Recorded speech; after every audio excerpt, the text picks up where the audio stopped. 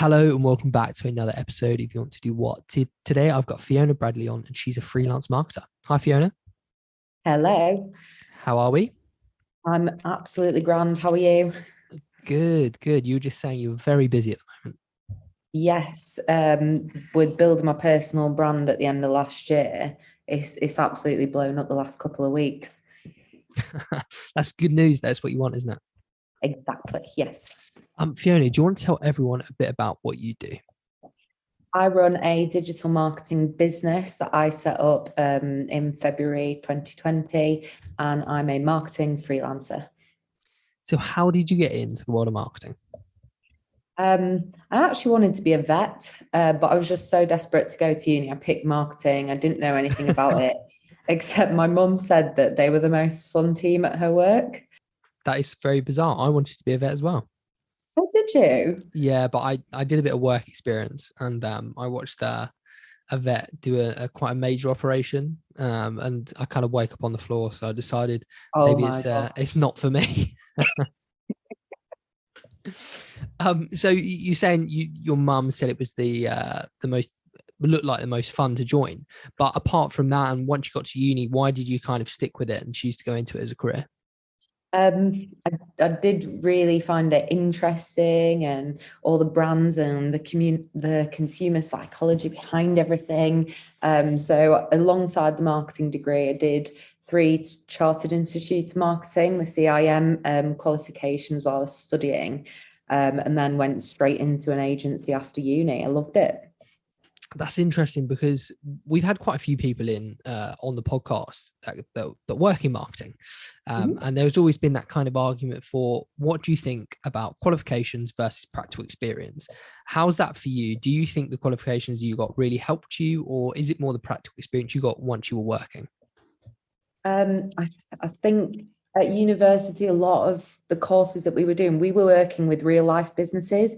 We were pitching to businesses, and if they liked our idea, they'd take us on as placement students or they'd run our marketing plan. So a lot of it was real life experience. But I suppose if you do have a more theory led course, then it's a bit different. I think agency experience is invaluable, but having some kind of background, whether that's in a degree or online courses or reading up in marketing theory and books, then I think having that background really does make a difference, but it doesn't really matter where you get that from. Mm. And I guess marketing and advertising, people usually put it under one banner, and it's so varied now, isn't there? There's so many different roles within different disciplines. So, did Mhm. you decide to specialize within a certain part of marketing, or are you sort of a general marketer? I suppose I'm a bit of a generalist and I hire specialists. So I've got someone that does graphics, someone that does development, someone that does specifically reels and TikToks. I like the overarching strategy and being able to kind of approach each different business and kind of oversee what they're doing. But if you can get into an absolute rabbit hole with really, really specific roles like SEO, there's entire companies built around PPC. And at the minute, I'm a generalist. People keep saying niche, but I don't want to. Do you know, I have to agree with you. Everyone always says to you, niche down, that's where you make the money. You have to, be a master of your craft. But I think for me, my personal interest is so varied. I'd find it very difficult to niche down. Do you find that? Exactly, I completely agree. And so you mentioned you went into an agency after university. What was that like, and how did you actually get in there? Um, I got in there. They actually asked for like 4 years work experience, which I didn't have. I just had an awful lot more confidence than I should have had in myself. But I was the youngest by at least kind of 10 years in industry there. Wow. And being around so many really experienced people just absolutely pushed me. Like my first client was Morrison's. I was working with like Coca-Cola, Unilever. I was pitching to Pepsi on my own Wow. at kind of 22 and really being thrown in the deep end and being around so many other people that were so supportive really early on definitely made a difference to where I am now. I think it's interesting. You just mentioned confidence, and we don't really talk about that a lot on the podcast, but it's something we probably should because it can get you a hell of a lot further, can't it, than people actually think. If you, was it fake it till you make it, which is a great old saying, Yeah. but it's actually kind of true, isn't it? I mean, it is. I mean, if I'm completely honest, the first Facebook ads job that I took on, I thought I really need, I took on that job and then learned Facebook ads because it's something that I wanted to do. I invested in a course, I invested in a mentor, and I taught myself how to do that and did a pretty good job. So I kind of jump in first, but I think a lot of people, especially women, underestimate themselves and wouldn't apply for a job if they don't have the relevant Mm, experience, rather than seeing a role and being like, yeah, I want to grow into that. 100%. It's just, I just think people just don't, like you say, unless you kind of put that front on first and give it a go. It's all about giving it a go, isn't it? Yeah, yeah. You need to put yourself out there, and if you're comfortable, then you're not growing. If it's Mm. something that you can, if everything on that job title or that client wants you to do is something that you already know how to do, you're not going to grow with it. Mm. So, how did your career develop from going into this agency? Where did you go from there? Um, all all the money that they wanted to spend, all these huge FMCG brands, was in digital. So I went into a digital agency thinking that's where the dollar is. And then after a year in the agency, I kind of didn't like the rates and the delays, and kind of decided I wanted to do a better job on my own, and went freelance the week before the first lockdown. Oh wow, blimey! How was that? First few weeks, first few months. It was okay for a couple of months. It was really good actually. But then basically I lost my biggest client. Had to go through kind of a period of like no payments, and really had to reevaluate my business model and business development. I got stuck in that kind of feast famine cycle where you're so busy with one project, you're not putting yourself out there to pick anything up when it ends. Mm. So I've kind of got clients on retainers now, been able to finish that. But there was a couple of times where I was looking at full-time roles thinking, oh my gosh, I've got to fold this, but I'm so glad I persevered. Yeah, definitely. I mean, how does it work now then? So, have you hired people, or do you get freelancers in? Because like this, like you said, there's so many different disciplines. How does one company kind of cater for the needs? Yeah, so I hire specialists in for things that I just crap at, or just really don't like doing, like PR. I don't have the connections, SEO, web development. I'll always want to outsource that to someone who can do a perfect job with that. Mm.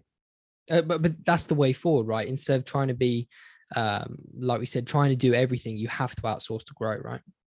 Yeah, you need to have a to not do list as much as your to do list.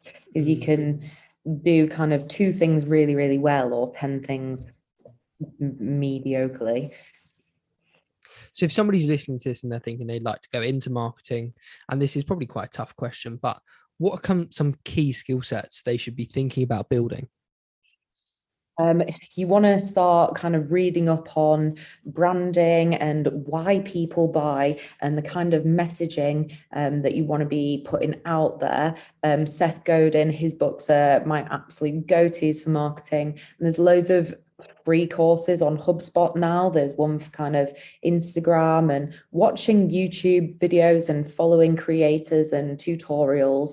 And the best way to learn is to do it yourself. I started growing my interiors account when I got my house, and playing about with reels and TikToks, and even my own LinkedIn. I was playing about with different content styles and grew 3,000 followers on there in the last few weeks, just trying stuff on your own account, even if you don't want to put your face on it. I don't know, make a Twitter account for your cat and start trialing content. The best way to learn in marketing is to do.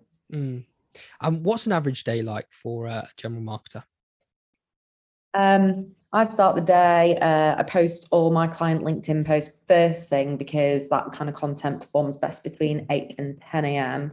Kind of check your emails, send briefs off to the team, I like to time block all my big jobs in the morning because that's when I've got the most focus, like strategy planning, paid ad builds, and reporting. And in the afternoon, I like all the creative jobs. Things that don't need loads of focus and silence, like making reels, content creation, blogging, email marketing, and then at the end of the day, sending all the content to my virtual assistant for scheduling for the next day. It sounds like you've built a business that's really sort of based in the, in the modern times, whereas maybe pre-pandemic we'd have been a bit more, go and get an office and kind of sort of hire people in, but you really sort of embraced that freelance mentality with your business, right? Yeah, completely. Everyone's remote. I do have a co-working space, which I found absolutely invaluable. But I still think remote working is where it's heading. I haven't even met half the clients I've worked with in person, but I don't really need to. Mm. And what kind of personality traits do you think have helped you to succeed in marketing? I think being very self-motivated and putting myself out there, kind of personality is everything. You need to be charismatic if you're client facing. And there's so many freelancers out there offering social media marketing. You need that differentiator of why people are going to work with you. How are you going to make them feel? I don't know if it's my northern charm or just direct approach. And refusal to take any terrible results and change tax as soon as possible and find the next best thing. But that's what's going to set you apart and probably what's, I think, set me apart. Mm. And what I find really interesting is you mentioned personal branding early on. Now, we've had a few different personal branding sort of consultants on, and we were talking about not only the importance for business owners, but also people looking for jobs, to create a personal brand. Because I guess when you go looking for freelancers, you're looking, you find people with personal brands first, right? Completely. I want people who can market my clients, my company. And if they can't market themselves very well, if they can't talk confidently about what they're offering and who they are, then how would I know that they can talk that confidently, use social media for my clients if they're not doing it for themselves? And for you, what would be maybe the biggest positive that you've taken from working in the industry so far? That you can use marketing to spread a positive message. There was a time when I got a bit down about it and thought, oh my gosh, I am, and marketing is the root of all evil and consumerism and we're burning the planet. But now kind of working with more sustainable organizations, and when you've got a big platform, you can use it to spread positivity, like the marketing meetup. They send really wonderful emails all the time and lovely webinars, and you can spread positive and sustainable messaging. Mm. And on the flip side of that, what would be something that's maybe negative or less favorable about the industry?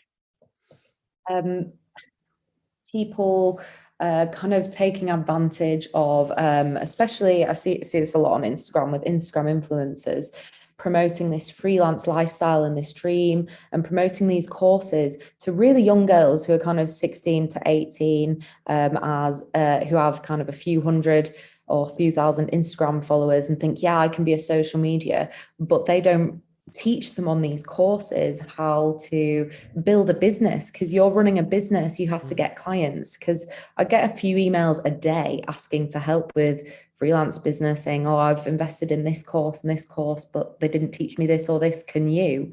So I think people trying to take advantage or showcasing the freelance life as this flashy, flexible thing, rather than it's actually hard. You're running a full business, you have to wear a lot of hats.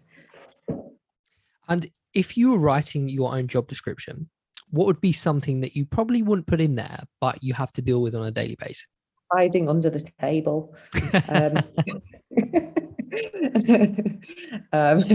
Time blocking in meetings, and putting my phone on airplane mode. So clients can't contact me when it's kind of not their set day. Every client has kind of their day when I'll take their calls, their meetings, and do their work, but there's so much kind of crossover if you let your boundaries blur. Yeah. So Yeah, falsely hiding myself or putting on an out of office when I just need to sit and get my head down Yeah. is a big one. And how would somebody begin to sort of progress within marketing? Would it be learning different disciplines or becoming a more research, or how do you progress within the industry?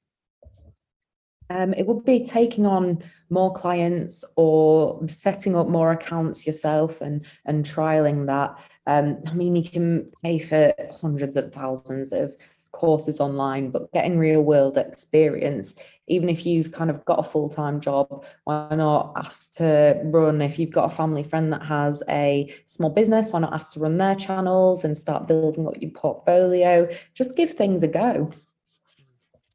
And would you still go into this knowing everything you know now? Probably not. If I'm completely honest, if I knew how much I'd have honestly cried and freaked out, gone to debt collectors for kind of, clients that had been disrespectful, I'd have been a lot more hesitant to have dipped into freelancing, because in my mind I was thinking, oh, flexibility, oh, I can do my own brand, oh, everything can be bright pink, I can go on holiday as much as I want. I didn't quite realize what I got myself into, but I wouldn't change it. No. Well, thank you so much for your time, Fiona. It's been really interesting hearing about your business and how you got into freelancing. Really cool. Yeah, no worries. Thanks for having me on. And where can people find you or your business? I'm on LinkedIn and fbcoms.co.uk. Wicked. Thanks, Fiona. No worries.